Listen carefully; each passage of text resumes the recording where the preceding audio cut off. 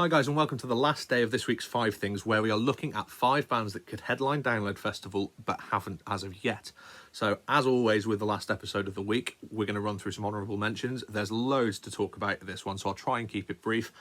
Firstly, Green Day. I mentioned them briefly in the first day of this one.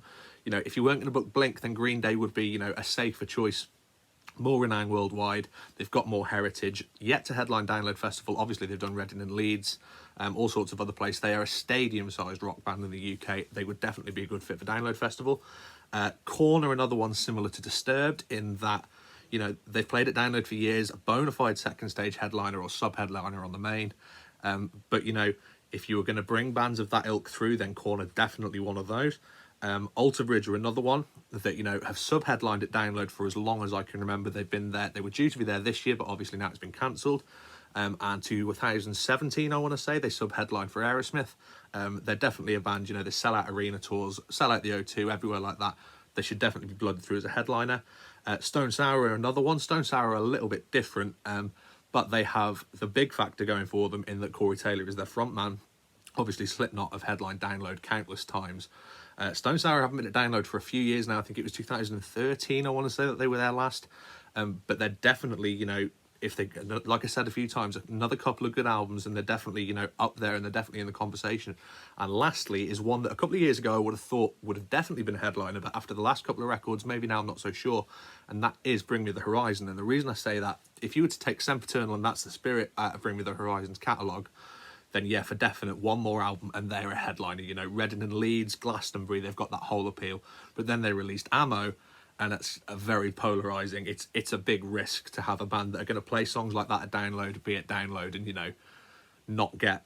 you had Biffy Clyro, where the audience voted with their feet and went to see Rob Zombie. I feel like perhaps you get the same thing with Bring Me the Horizon, but it's one of them things I suppose you're not really going to know unless you try it. So, I'd definitely be up for seeing all 5 of them. Now, today we are talking about the last one that I'm going to say for definite, and that is A Day to Remember. Now, A Day to Remember have always been kind of categorised with Bring Me the Horizon as a similar kind of band, similar age. The sound's slightly different. A Day to Remember are much more pop-punky, elements of hardcore in there. But the reason I choose A Day to Remember is that over the last year or two, they've kind of started to gather that mainstream appeal a little bit more. They did the track with Marshmello. The new album hasn't come out as of this recording, I don't think. I've certainly not heard it if it has.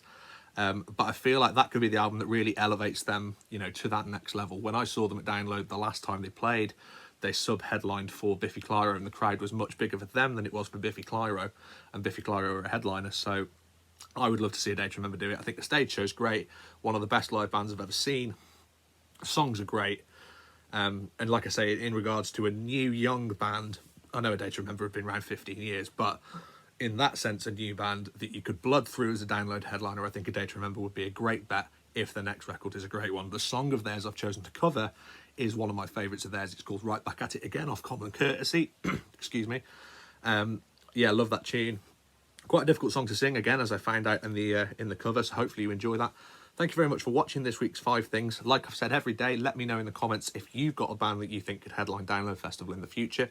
I'd be really interested to know, and there are plenty more bands in this conversation as well, so if you enjoy this week and you want me to do a part 2 in a few weeks' time, I'm more than happy to do that. So thank you very much for watching. Make sure you check out the cover, and thank you very much. Started out in the spring of 2003 and never went to school. Nobody talked to me except to tell me all the things we couldn't do. Don't wanna hear about it. Go with my guys and packed in all our cars. Hit the nearest scenes and all the local bars. Played a show at night till it made me sick. So here I am, I'm right back at it again.